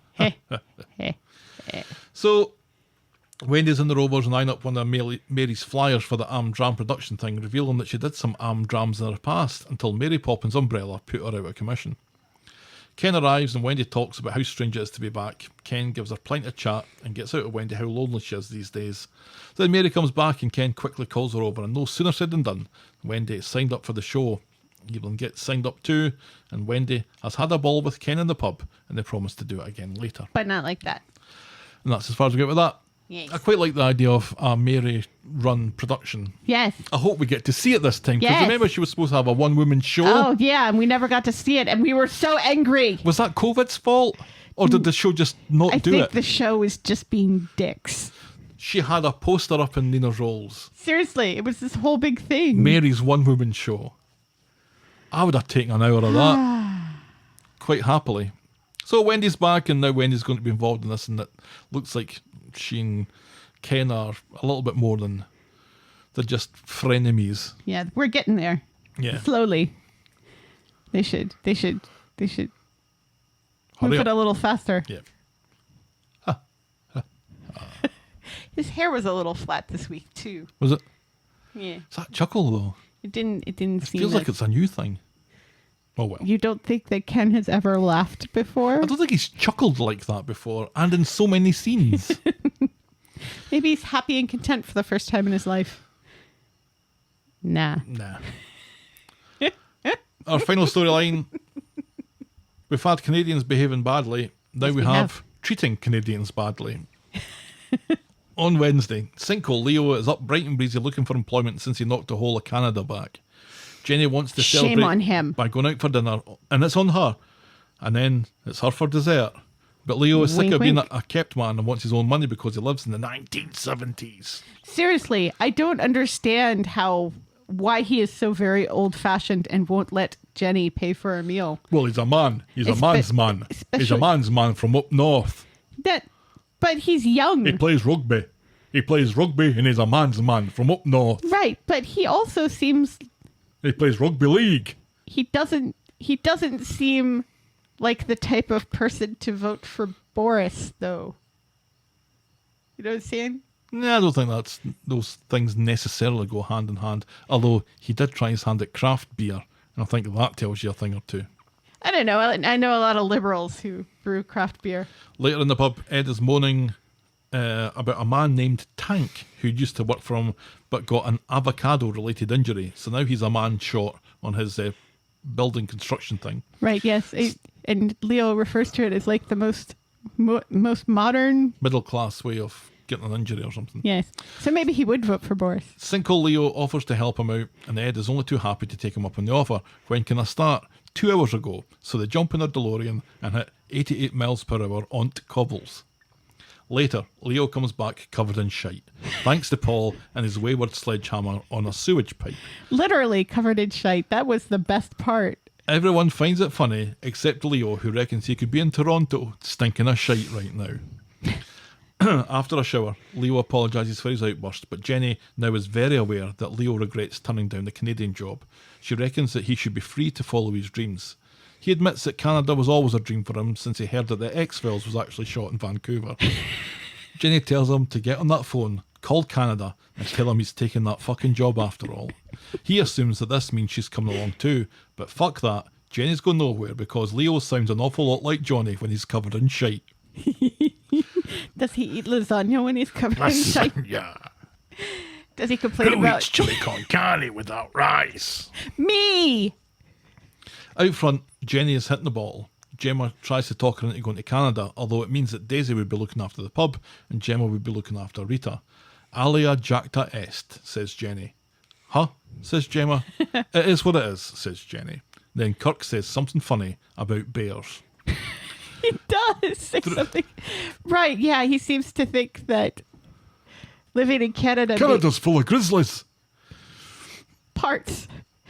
There's also black bears and Alaskan brown bears and occasionally polar bears. Yeah. Yeah, Lots of bears then. yeah. Lots and lots of bears. No panda bears though. No. And no koala bears. Neither one of those are actual bears. There we go. They are men in suits.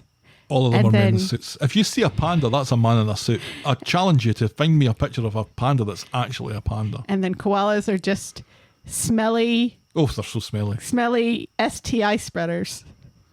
With their chlamydia. Yes. They're full of the yes. chlamydia. Koala bears full of the chlamydia.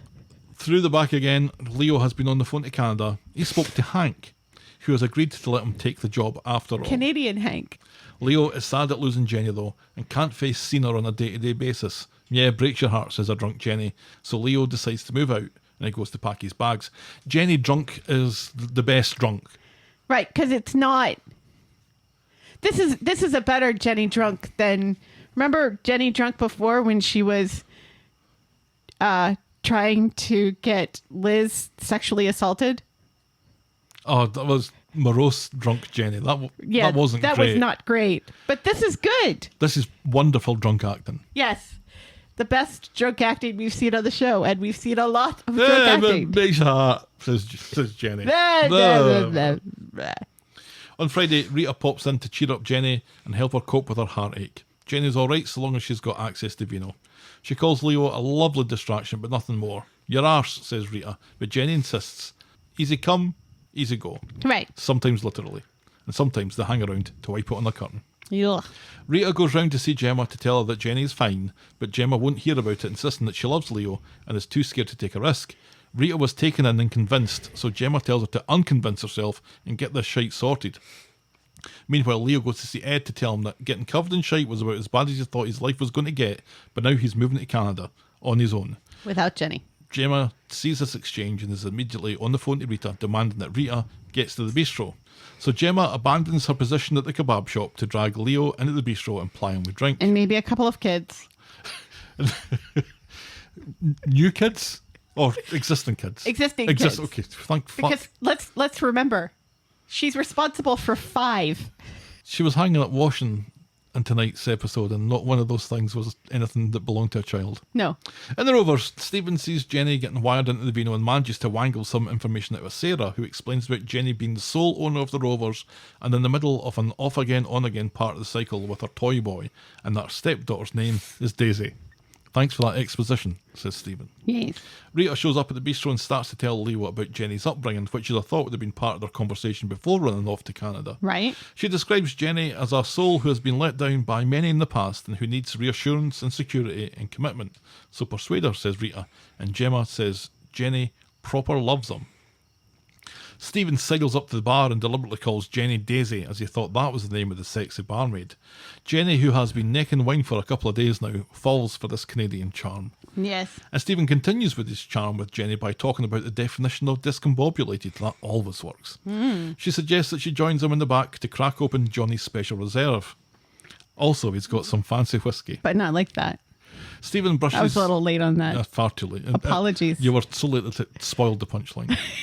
Stephen brushes the charity shop smell from his suit and joins her. Through the back and loaded up on Johnny's frisky juice, Stephen continues to work it and Jenny flings herself at him. He asks if she's sure and she says her knickers are combobulated. Yikes. In the bar, Gemma and Sean are talking about Leo when Leo comes in, keen to have a word with Jenny, and rather than wait to see her, he shows them his enormous ring. But not like that. Gemma, now you were on point with that one. Absolutely. Gemma goes to get here for the rings. Gemma goes to get Jenny, who Sean knows is in the back room doing accounts, which is code for Stephen. She walks in on them snogging and quickly shuts the door before Leo can see, telling Leo that Jenny definitely isn't back there about to get fucked up with Stephen. Well done, Gemma. She tells him to wait up front. Meanwhile, Jenny throws Stephen out and motions to Gemma in the pub that she needs a couple of minutes to rid herself of the theremin. Is it theremins? Pheromones. Pheromones, there we go. Wait, when does Gemma talk to Jenny and say that Leo is out front? She never does. So how does Jenny know? I think she maybe hears the conversation on the other side of the door. She's so very drunk. It's weird. And she's becoming less drunk by the minute. Well, we'll continue. She's becoming more sober. Meanwhile, Jenny throws Stephen out and motions to Gemma. She's still pissed when she comes through and Leo launches into a weird speech about rugby that makes Sean worried that he's forgotten what he came in to say, and then he proposes marriage, and genuinely shocked, Jenny is thrilled sober and agrees. Outside, Leo is blabbering to Jenny about long engagements and only moving to Canada when they're ready, telling her that Ed's given him his job back, making it sound like he's about to knock back Canada again. Privately, Gemma gives Jenny a hard time about Stephen, but Jenny blames it on the booze. Then they all arrange to meet in the bistro for booze. Because this is something that happens with Jenny. She gets really drunk and then snogs the wrong person. Like Ronnie. Yeah. This had inklings of Ronnie. Right. Only, let's be honest. We'd all rather snog Ronnie than Stephen. Oof. No offence to Stephen, but... Well, no. Great offence to Stephen. Oh. Who is a slimy, oily Canadian who's trying to steal his mother's money. And is now trying to steal... Or was at least laying the foundations to steal Jenny's money. Right. And con Sarah into stealing money or something. Getting a loan. Right. That he he's wants going her to then steal. Right, exactly. Yeah. Jenny, Leo, Gemma and Rita are in the bistro chatting about all the goings-on today. Everyone is invited to the wedding, wherever it happens to be. And whenever. Jenny is slightly cautious when she sees Sarah and Stephen come in. Back at the bar, Jenny tells Gemma that she's thinking about telling Leo about Stephen, who confesses about something that didn't happen, says Gemma, and that seems to put that to bed. Back at the table, Leo stands up and makes a shit speech, and the collective willpower of everyone in the room makes him shut up and sit down. Sarah and Stephen toast him from the other side of the room. Then Leo is off to get his stuff and move back into the Rovers when he bumps into Sarah and Stephen outside, and he learns that Stephen is Canadian too, despite the accent. And the fact that he's been living in Italy for years. And gets his number to hit him up for details later. Meanwhile, Sean lets Jenny know that he knows something was up because he could smell Stephen's suit in the back room earlier. Then Leo gets back to the pub and explains about getting Stephen's contacts and how nice a guy Stephen was and how he didn't want any of them to be lost or discombobulated after they moved to Canada. And that's how we end this week's episodes. Where's Daisy? She was off on a hen do. Oh, that's right. Because I was like, wouldn't Daisy want to be here for this? Daisy would have kicked Stephen out faster than... Yeah, that would never have happened if Daisy was there. No. No. That's why Daisy had to be away. Right. Yeah. Yeah. Stephen is just the worst. And I've tried to... Just the worst. Tried to maintain an open mind with him, but No. this week has just been just dreadful. Right. Dreadful because behaviour. he does not care who he hurts. Nope. He has no care. And he is so slimy. Because remember, he was slimy with Tim's mum and Yasmin as well. A couple of weeks ago. Right. And like a month ago, when he first showed up, he was being really oily with Tim's mum. And then he moved on to Yasmin. And then Right. Yasmin knocked him back because he was a wee bit racist and classist. And Was he racist? Sexist as well. I don't think he was racist, but I think it was a little bit racist, but he was talking about classism and art and stuff. And I seem to remember something that he said about art smacked a wee bit, maybe not racism necessarily, but colonialism. I don't know. I'd have to go back and rewatch, but it was enough and to... that's never going to happen. It was enough to put... No, because let's be honest, there's so much to watch. There is. There's 2 more Friday the 13th movies to kick off with. Seriously, and I still have one more limited series to watch. He was just very much the big I am when he was Right. Chatting with Yasmin. And there's been she such came a out decline. She came out saying nobody loves Stephen any more than Stephen does. And I think Right. that was really her problem with this. He was just far too full of himself. Right, yeah. But I don't know if he was the same Stephen then as he is now. Well, obviously. But he went away for a couple of weeks, and I don't know what happened in those 2 weeks. If that's when he lost his fortune or whatever, if there even was a fortune. But I think that may have been when his wife left him. But there seemed even then something up with him. right, You know, because even from the very beginning, David especially was suspicious of him and wanting to get his hands on Audrey's money, and Gail was a little suspicious of him as well. yeah. So, But he was flat out trying to con her because he said to her, you don't need to check this paperwork because I've checked it for you, so you just need Right. to sign it. yeah, And I think that was going to sign everything over to him right there and then. right. But maybe which not is because weird Adam had would've already known looked about at that. yeah. But still, there's always been something a little suspicious about him from like the very beginning. And I wanted to give him the benefit of the doubt because everybody seems to think that everybody needs to have a deep, dark secret. Mm-hmm. You know, and some of the characters never have a deep, dark secret. It doesn't seem like Leo has a deep, dark secret. It seems like what you see is what you get with Leo. Which, yeah, Phil with 2 L's never had a deep, dark secret. And everybody thought the Phil with 2 L's was going to murder Fizz at some point. Mm-hmm. And that maybe he murdered his other wife. Yeah, Leo was actually quite funny tonight because when he was on his knee to propose, he was Right. like, can you see me? Yeah. And you couldn't. So he kind of propped himself up. Jim was holding up the phone to try and record it from a better angle. Right, She was yeah. quite funny tonight as well. Yeah, everybody. But this kind of suggests that maybe Jenny is going to Canada then. And Sally Ann Matthews has been very cagey on social media about all of this. Well, She's been a bit cagey. You know, I would hate to lose her, but we have lost so many. We've lost so many. We- By the end we of the have. year, it's just going to be Craig and Kirk left. Yeah. Celebrating his own birthday.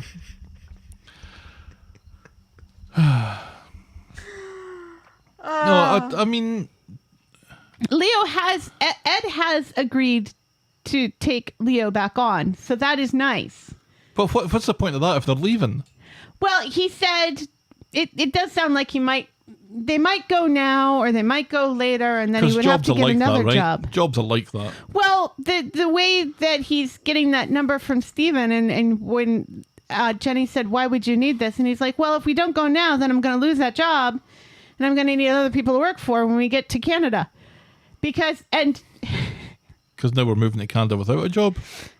it's kind of frustrating, and I'm sure many of our Canadian friends are frustrated that the show doesn't seem to feel like they need to be more specific than Canada, which is, Oh, Toronto, I think, wasn't it? I think we assume Toronto. I think it said Toronto because that was where Stephen was. They said Toronto tonight. Did he? Okay. You know, because Canada's a very big place. Granted, it's kind of like Scotland where, everybody kind of lives in one little clump and then things are not quite as populated. One little clump. The border with the US is densely populated. Right. The further north you go, The obviously. further north, yeah. It's What I like, think they're getting upset about is it that easy to live and become a resident in Canada? well, it's still a Commonwealth, isn't it? Well, no, they've got their independence, but still, they like participate in the Commonwealth games and everything. So I don't know if participation in the Commonwealth Games is a commentary on their immigration procedures. I think it would be easier for a British person to move to Canada than, say, even an American person. I Although have no idea. there are a lot of people who live in the state that we live in that work in Canada, and lots of Canadians who live just over the border that work in the U.S. So, I don't know. It feels like this happens quite a bit in the show, though, that people move to Canada or Australia, and it seems very easy where it shouldn't be that easy, I don't and want it to probably isn't that easy. Don't want to speak too much about something that isn't Coronation Street, but the Neighbours finale, kind of one of the main plot points in that was that an ever-growing members of this family were going to move to New York just because you can just move to New York because that's how easy it is to move to New York. And I bet you laughed an awful lot with that, didn't you? Right, so how are you doing this? Because the sad fact is, if you want to move and live in New York, you can't. No. It's immigration is not easy. I don't think even if you lived in New York and you wanted to go and live in London, that you could just decide, well, tomorrow I'm going to go and live in London. Right. There's a certain population, there's a certain, one would say, 1% who can do that sort of thing. Yeah, if you've got like $100,000 to throw into a business, then Right. maybe doors will open for you, but Right. who's that? Or you're like an actor or something. Yeah. You have like that, what is it that Melania used? Is it like a genius? Or I don't know. something sort of immigration? But yeah, immigration's not easy. I mean, I think from Jenny's point of view, since Johnny's gone out of it, she's been a bit lost. Yeah. And that was part of her story, was how lost she was. Right. And then the Ronnie thing for a while. Right. And then the Leo thing. Right. And really having been a kind of mother figure to Daisy. Right. But I think there are characters who have had less after a major storyline than Jenny. I don't think she's, we were talking about Ryan. right, exactly. So there's a character that has No family left. and had a really hard time finding a storyline, And no job. and is a threat. We thought, and I don't think I put Jenny in that No. category at all. She's So kind of an I'd be- anchor of the community. I'd be pretty surprised if she was to leave to go to Canada with him. Yeah. And when they split up, it was kind of, well, that's that then.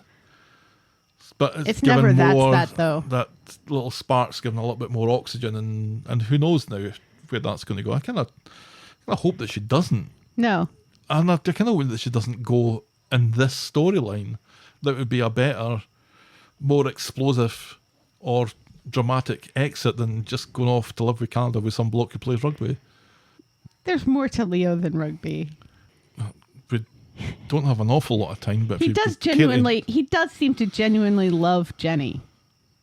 He is a kind person. He's got some weird values as far as masculinity is concerned. Don't get me wrong. Don't cover him in shite. He does not enjoy that. Well, nobody does, except for the Germans. Oof. Waited an hour and 45 minutes to drop that one, but said the Germans. Not like that. I think we'd better wrap this one up before we offend anyone else. And also 2 girls. That was the week that was Coronation Street. What was your moment of the week? It's gotta be Audrey telling the family about her attempt at suicide. Yes. I kind of more inclined because we've kind of done that already, and I Well, think it was that better with our friends. For me, the moment of the week this week, oddly, was Billy and Summer.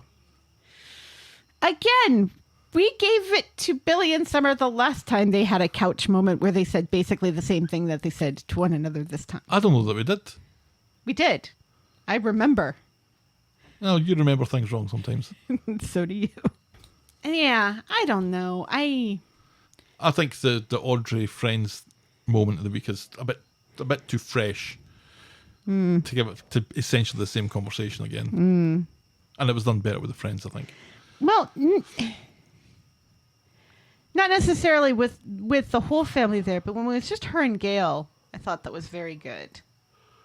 I really, Gail's reaction, although the whole family's reaction, except for Stephen, because I don't like him.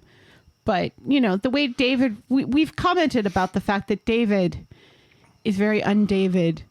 He's not cracking jokes. He's genuinely concerned about his gran. And Sarah is very concerned about her. And the way that they react is so natural. Yeah, I know, but 2 weeks ago we gave it to pretty much the same thing.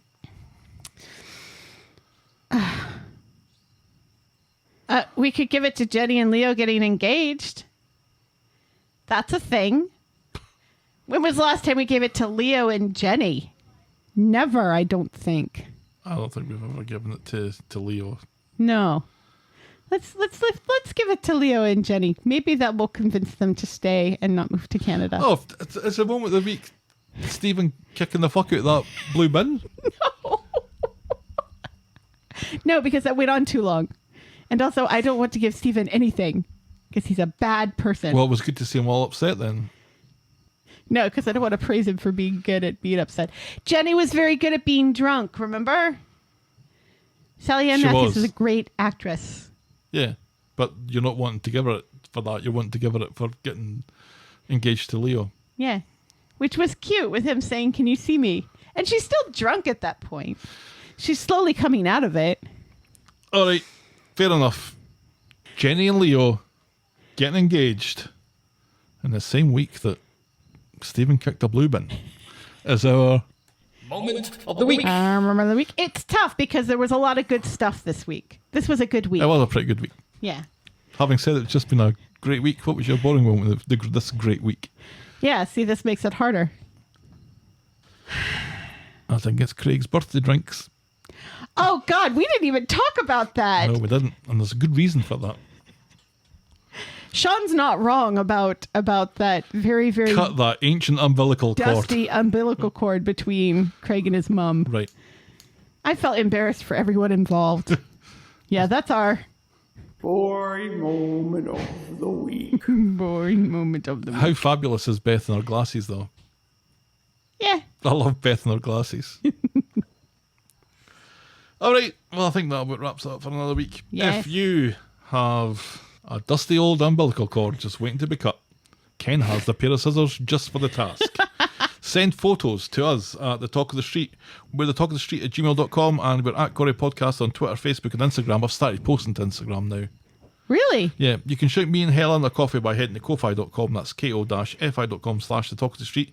Check out the clicky section of voggle.co.uk for links to our merch store and YouTube channel. And if you're so inclined, please leave a rating and a review on the iTunes or your podcast provider of choice.